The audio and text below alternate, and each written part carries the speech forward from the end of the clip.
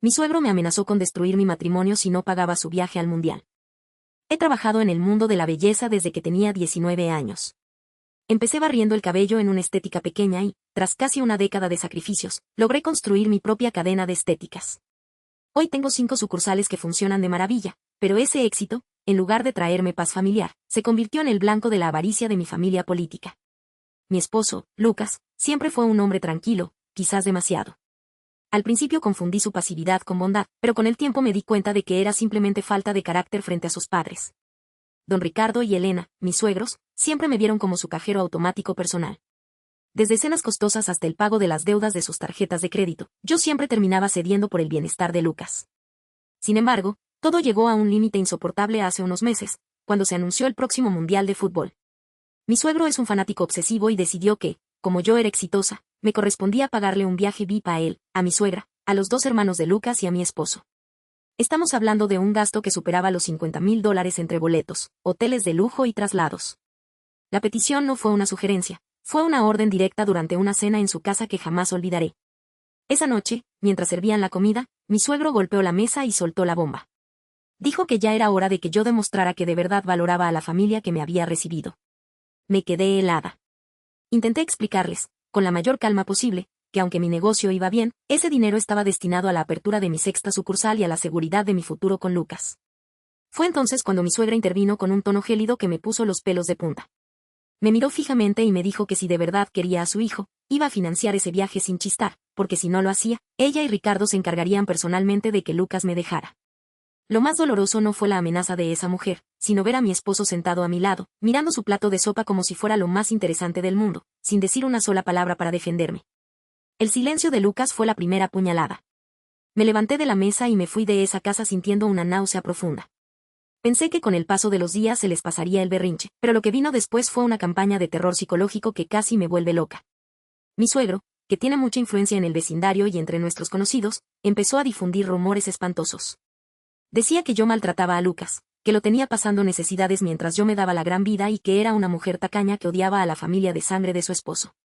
La presión era constante. Recibía llamadas de familiares lejanos criticándome y clientes de mis estéticas me miraban raro por los chismes que circulaban.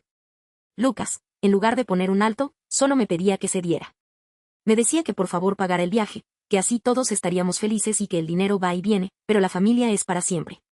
Verlo tan manipulado y tan cobarde me hacía preguntarme con quién me había casado realmente.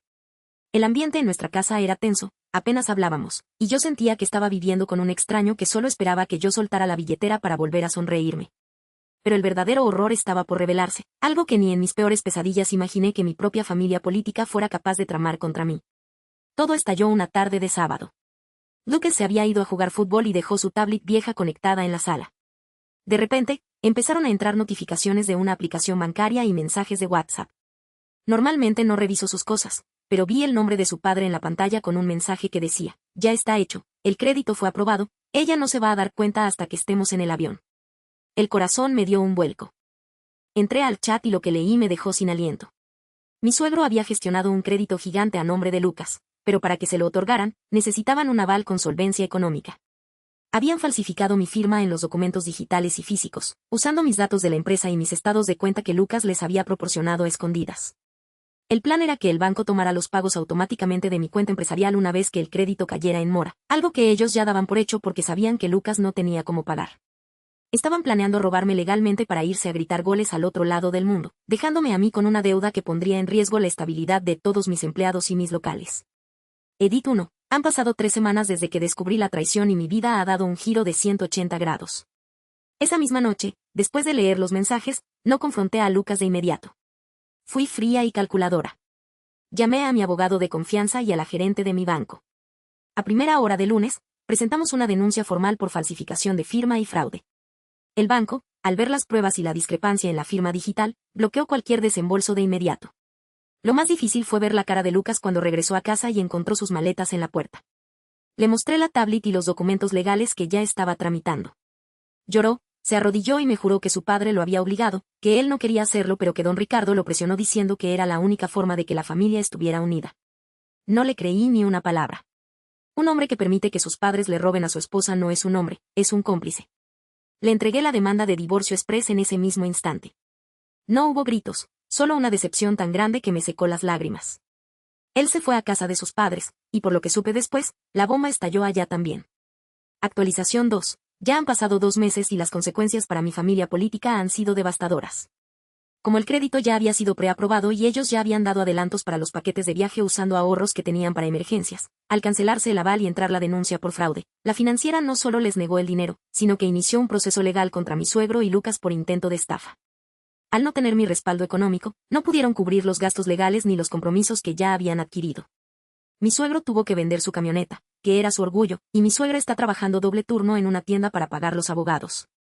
Lo más increíble es que ahora se están matando entre ellos. Lucas culpa a su padre por haberlo metido en este lío legal y mi suegro culpa a Lucas por ser tan descuidado de dejar la tablet encendida. Ya no hay cenas familiares ni sueños de mundial, solo hay deudas, reproches y un proceso judicial que los tiene contra las cuerdas. Yo, por mi parte, cambié todas las cerraduras de mi casa, reforcé la seguridad en mis estéticas y finalmente inauguré mi 6ª sucursal. El apoyo de mis clientas ha sido increíble y la verdad sobre los chismes de mi suegro salió a la luz, limpiando mi nombre en el barrio.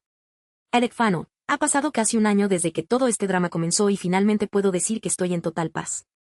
El divorcio salió a mi favor y, gracias a las pruebas de fraude, no tuve que darle ni un centavo a Lucas de mis bienes gananciales. Él y su padre terminaron con una sentencia de libertad condicional y una multa económica enorme que los dejó prácticamente en la quiebra.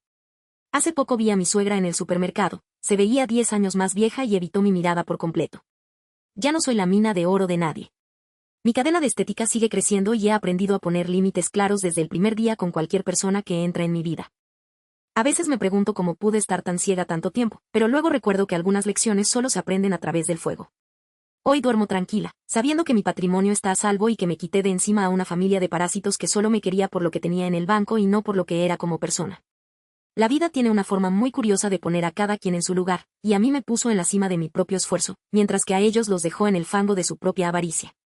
Si conoces a alguien que vivió algo así, compártele esta historia. La vida siempre pone a cada quien en su lugar. Síguenos para más relatos reales.